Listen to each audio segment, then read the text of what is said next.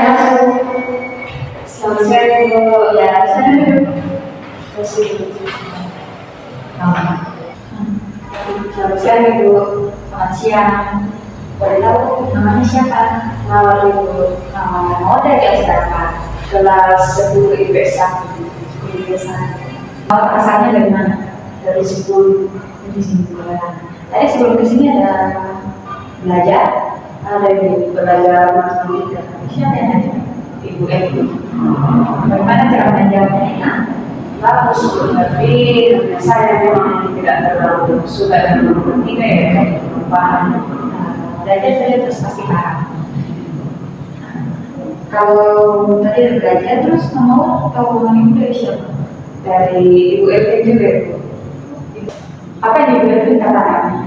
Kata Ibu Elvin, jika anak punya masalah yang bisa diceritakan dan tidak bisa diceritakan kepada siapapun atau teman-teman kami, nah Ibu bilang bisa datang ke ruang PK.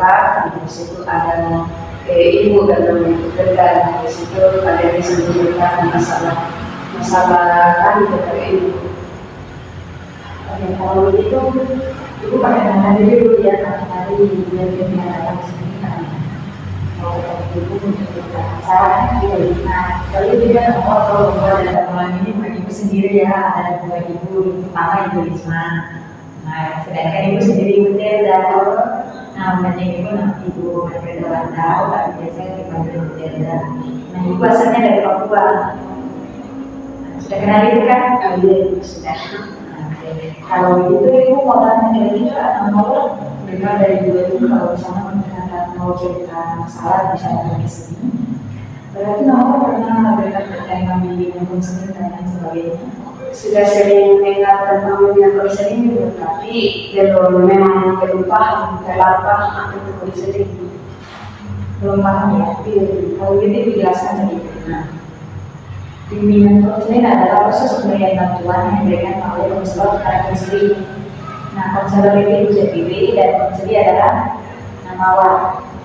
Tugas itu sebagai konselor adalah memberitakan semua masalah yang diceritakan oleh mawar dan memberikan solusi untuk membantu mawar dalam menyelesaikan masalah.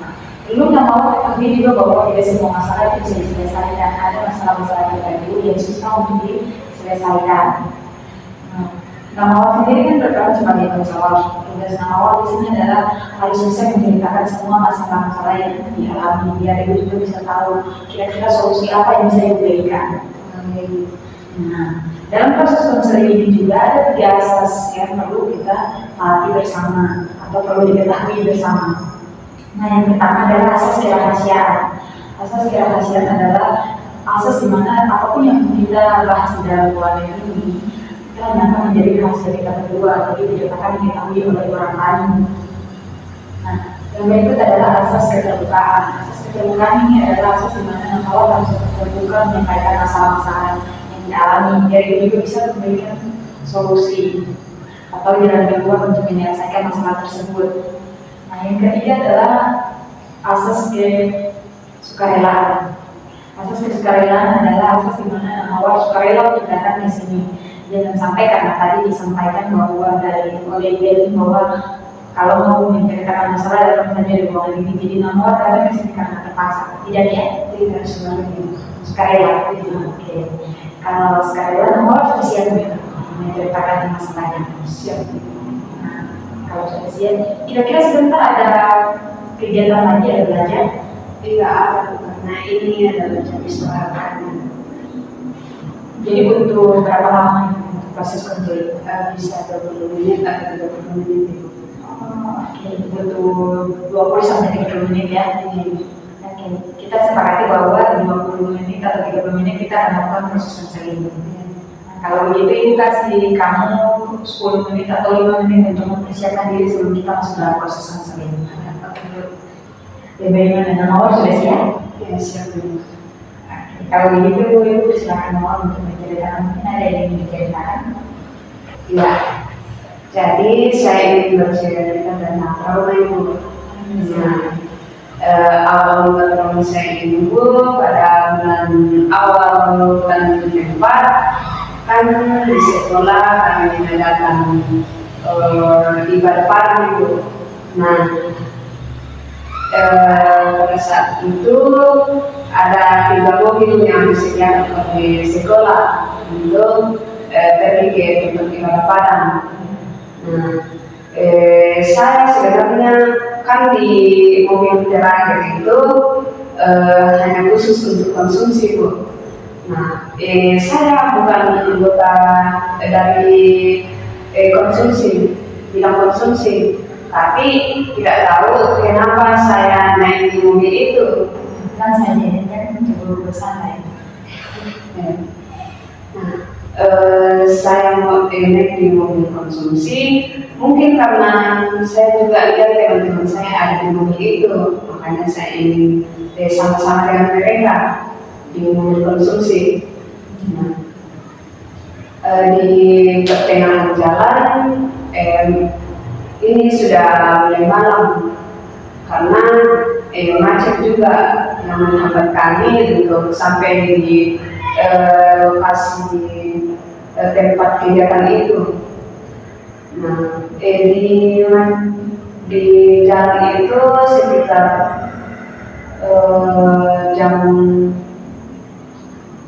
7 malam itu kan hujan gerimis dan jalan juga licin.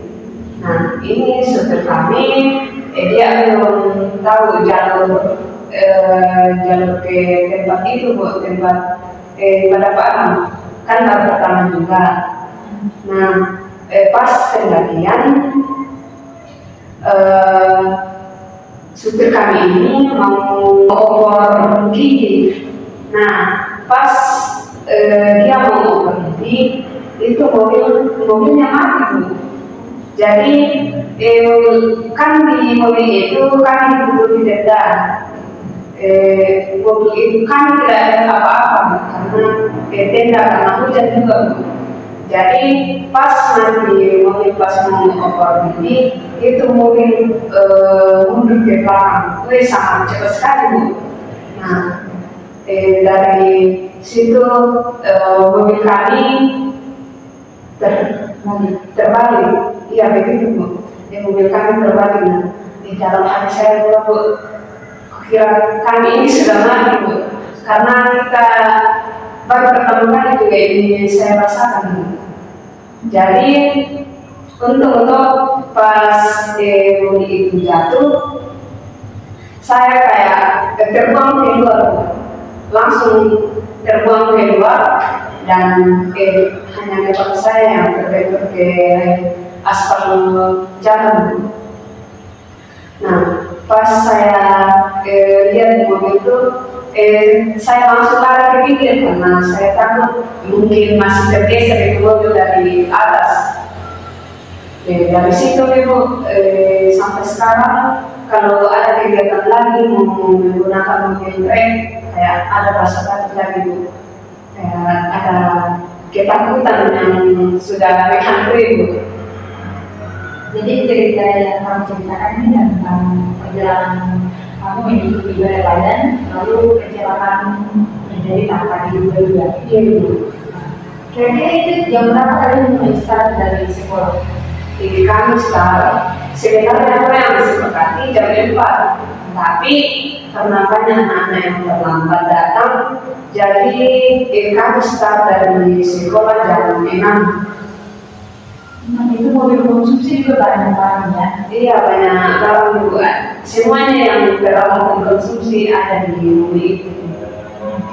Jadi ini dari kejadian yang kecelakaan ini, kamu baru pertama mengalami atau sebelumnya sudah pernah ada misalnya kayak jatuh atau apa begitu? Sebenarnya sih pas juga baru masuk sekolah kan ada kakak senior tuh yang mau menjual buku di upacara di wisudahan, tapi kami ikut dengan kakak tingkat kami itu karena itu juga kan ada uang juga, jadi kami ikut dan stand bukit kami itu ada dua, tapi kayak di sini satu kan jalan, di sini satu, dan di sebelahnya lagi ada satu.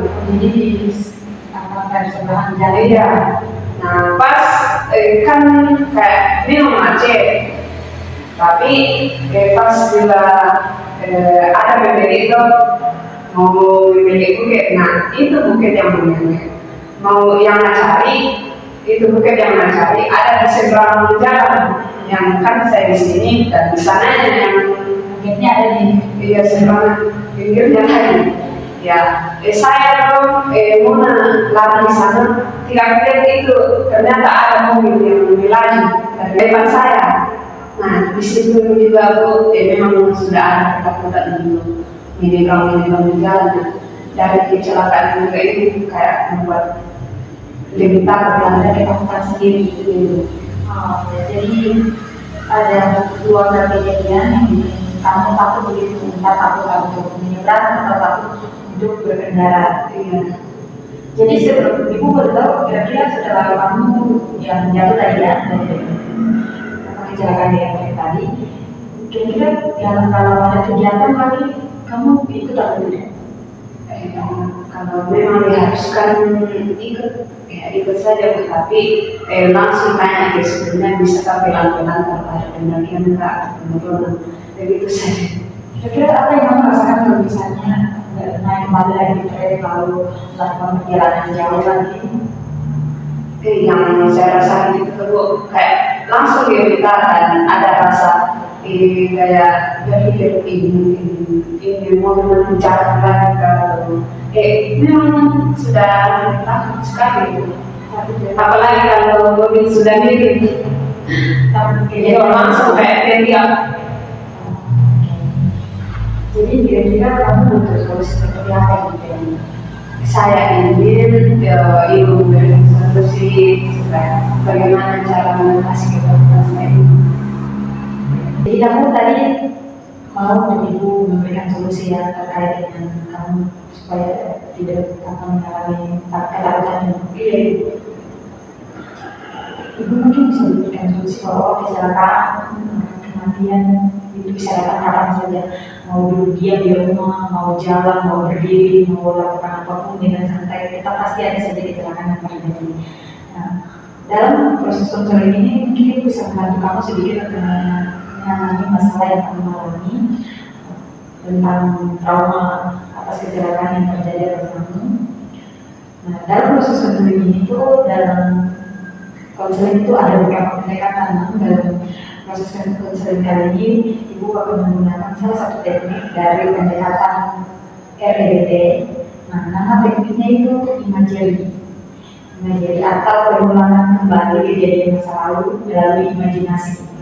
Nah, teknik ini ibu akan coba di kamu, kira-kira ini bisa atau tidak. Nah, tekniknya ibu akan berikan kamu waktu 5 menit begitu untuk membayangkan kejadian kecelakaan waktu lalu, kejadian bulan lalu yang kecelakaan bulan lalu. Nah, kira-kira yang kamu rasakan sampai sekarang itu dalam imajinasi kira-kira perasaan kamu itu bagaimana? Jadi mungkin kamu bisa tarik nafas, setelah itu tutup mata dan pejamkan kembali tentang kejadian malam itu.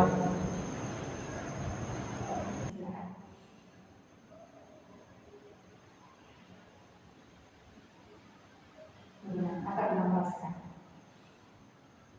Tetap takut ya. Kita ulang sekali lagi. Nah, sekarang posisikan kamu dengan kejadian waktu lalu, tapi kamu harus menenangkan dalam diri kamu bahwa saya bisa selamat, saya pasti bisa keluar dari kecelakaan ini dengan keadaan selamat meskipun ada luka-luka ringan. Dengan teknik yang sama, coba pejamkan matamu dan tarik nafas lalu membayangkan kembali kejadian waktu lalu, tapi dengan posisi yang berbeda bahwa kamu bisa untuk mengatasi masalah yang terjadi.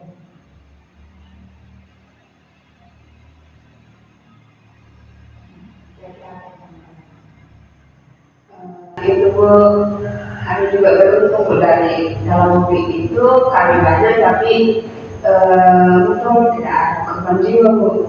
Jadi Tuhan masih kasih kami kesempatan untuk hidup Bu. dan itu juga menjadi ucapan syukur kami Bu, karena kami kira itu dalam mobil kami akan mati Bu, karena di kecelakaan itu kayak tiba-tiba sekali Bu, kami juga iya Bu. Jadi setelah teknik yang pertama tadi masih rasa takut, lalu teknik kedua, pengembangan teknik yang kedua kalinya tadi sudah rasa tenang ya, sudah ada rasa syukur juga. Mungkin dari teknik yang ini mungkin bisa memberikan solusi kan ya, kalau kita bisa menghadapi segala sesuatu dengan pikiran yang jernih, yang tenang, dan menghadapi segala hal yang bisa datang tanpa kita juga.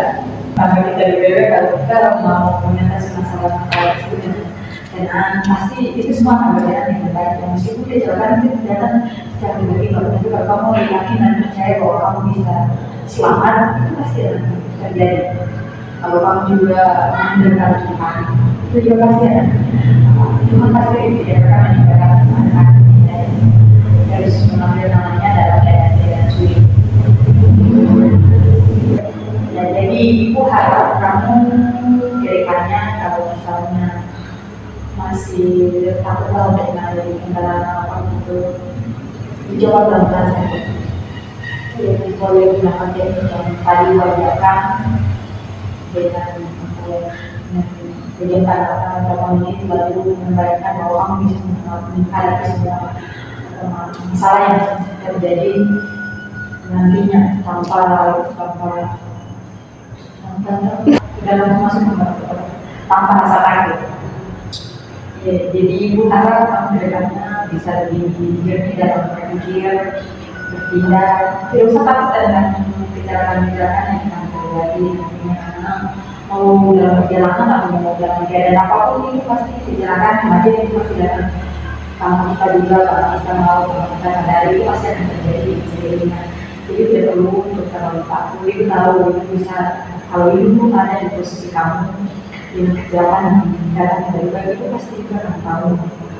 Dan ibu harap itu tidak akan menjadi penghalang kamu ke depannya. Jadi jangan sampai dalam kamu takut untuk berkendara atau secara kejadian itu menghambat kamu untuk kalau misalnya kegiatan nanti kamu tidak akan menjumpai ibu karena takut dan segala macamnya.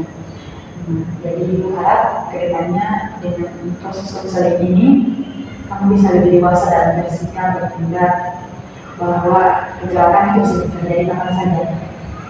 Jadi apapun itu kamu harus bisa menghadapinya.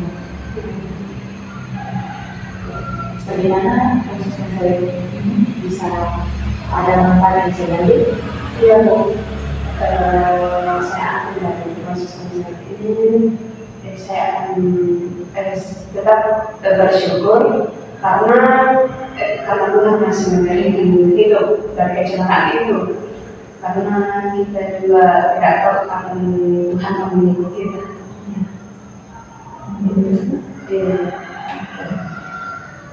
Kayaknya waktu sedikit lagi kita sudah selesai kamu masuk kelas lanjut ke kegiatan selanjutnya. Jadi mungkin proses konseling kita untuk kali ini sampai di sini. Kalau misalnya ada yang ingin kamu sampaikan lagi, bisa datang kapan saja karena waktu ini akan selalu terbuka untuk kamu.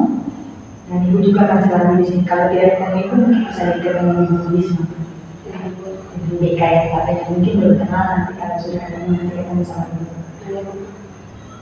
Oke, mungkin itu saja proses konseling kita. Terima kasih teman-teman awal yang sudah meluangkan waktu datang ke sini. Terima kasih Bu. Terima kasih juga.